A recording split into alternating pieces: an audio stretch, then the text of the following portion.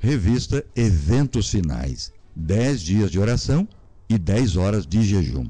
Leitura de Carlos Bock. Dia número 8. O fim do tempo da graça. Ninguém sabe quando terminará o tempo da graça. Deus não nos revelou em que momento essa mensagem estará concluída, ou quando terá fim o tempo da graça. As coisas reveladas aceitamos para nós e nossos filhos, porém, não busquemos saber aquilo que foi mantido em segredo nos concílios do Todo-Poderoso.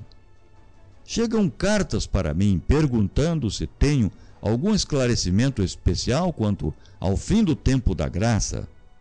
E respondo que tenho apenas essa mensagem para dar. Agora é o tempo de trabalhar, enquanto é dia, pois a noite vem quando ninguém pode trabalhar. João, capítulo 9, versículo 4. Imposição da lei dominical antes do fim do tempo da graça. O Senhor me mostrou claramente que a imagem da besta se formará antes que termine a graça, pois isso será a grande prova para o povo de Deus, pela qual será decidido o seu destino eterno. E o que é a imagem da besta? E como ela será formada? A imagem da besta representa a forma de protestantismo apóstata que se desenvolverá com as igrejas protestantes quando as igrejas protestantes buscarem o auxílio do poder civil para a imposição dos seus dogmas. O fim do tempo da graça após o selamento. Um anjo que volta da terra anuncia que a sua obra está feita. O mundo foi submetido à prova final, e todos os que se mostrarem fiéis aos preceitos divinos receberão o selo do Deus vivo. Apocalipse capítulo 7, versículo 2. Então, Jesus deixa de interceder no santuário celestial. Levanta as mãos e com grande voz diz: feito está. Apocalipse 16, 17. Repentina e inesperada. Quando Jesus deixar de interceder pelo ser humano, os casos de todos estarão decididos para sempre. Terminará o tempo da graça. As intercessões de Cristo cessarão no céu. Por fim, esse tempo virá de repente sobre todos. E os que não purificarem a mente pela observância à verdade serão encontrados dormindo. O tempo da graça terminará pouco antes do aparecimento do Senhor nas nuvens do céu. A atividade humana depois do fim do tempo da graça. Quando a decisão irrevogável do santuário tiver sido pronunciada e para sempre fixado o destino do mundo, os habitantes da terra não ficarão sabendo. O trigo e o joio deverão crescer juntos até a colheita. Mateus 13, 30.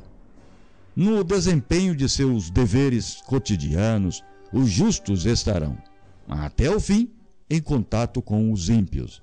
Os filhos da luz estão espalhados entre os das trevas, para que o contraste salte aos olhos de todos. Líderes religiosos estarão cheios de otimismo. Não importa a época, o dia do Senhor virá inesperadamente para os ímpios. Quando a vida prosseguir em sua rotina, as pessoas continuarem absortas nos prazeres, negócios, comércio e ambiente de ganho, os líderes religiosos enaltecerão o progresso do mundo e o povo estiver embalado em uma falsa segurança, então, como o ladrão à meia-noite rouba a casa que não é guardada, sobrevirá repentina destruição e os descuidados e ímpios e de nenhum modo escaparão. Satanás deduzirá que terminou o tempo da graça. No tempo de angústia, Satanás instigará os ímpios e eles cercarão o povo de Deus para destruí-los. Mas ele não saberá que foi escrito perdão ao lado de seus nomes nos livros do céu. Assim como Satanás influenciou Esaú a marchar contra Jacó, instigará os ímpios a destruírem o povo de Deus no tempo de angústia. Ele vê que os santos anjos que estão guardando e deduz que seus pecados foram perdoados, mas não sabe que seus nomes foram decididos no santuário celestial. Fome da palavra. Os que agora não valorizam, não estudam, nem honram a palavra de Deus proferidas por seus servos, terão motivo para se lamentar amargamente no futuro. Vi que o Senhor, em seu juízo, andará no fim dos tempos da terra. As terríveis pragas começarão a cair. Então, os que desprezaram a palavra de Deus, os que deram pouca importância a ela, andarão de mar a mar e de norte até o oriente. Correrão por toda parte, procurando a palavra do Senhor e não a acharão.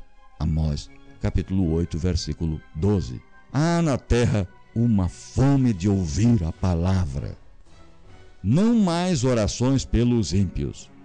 Na ocasião em que os juízos do Senhor estiverem caindo sem misericórdia, como será invejável para os ímpios a oposição dos que habitam no esconderijo do Altíssimo. Salmo 91, 1.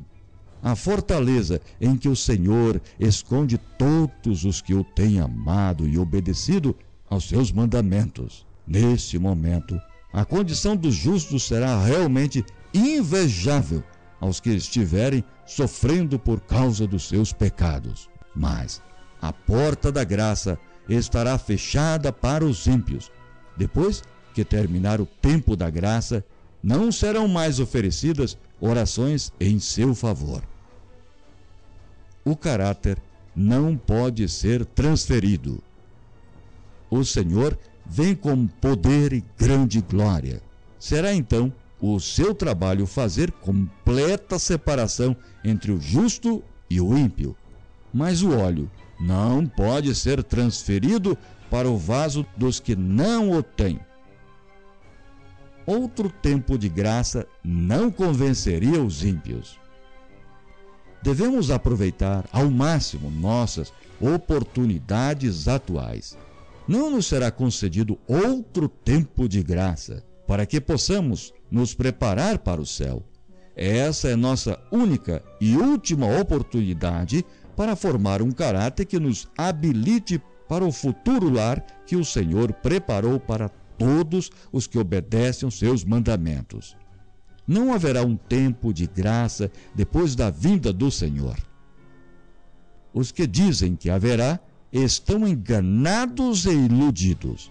Antes que Cristo venha, a situação será realmente a que existiu antes do dilúvio. E depois que o Senhor aparecer nas nuvens do céu, ninguém terá outra oportunidade de obter a salvação. Todos terão tomado sua decisão. Oração. Oremos para que a nossa fé seja mais consistente e vibrante para suportar as dificuldades dos últimos tempos.